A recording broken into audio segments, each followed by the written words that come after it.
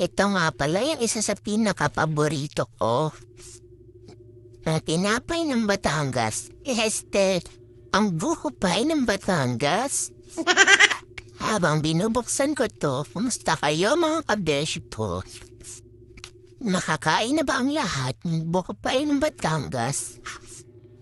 Kung hindi pa, halika, ate tayo. Hayan no, puwan na. Charot lang. Gusto ko mapalampasalamatan ang isa sa mga beshi ko. Maraming salamat, kabeshing Chel. Napakabait mo. Sana kunin ka na ni Lord.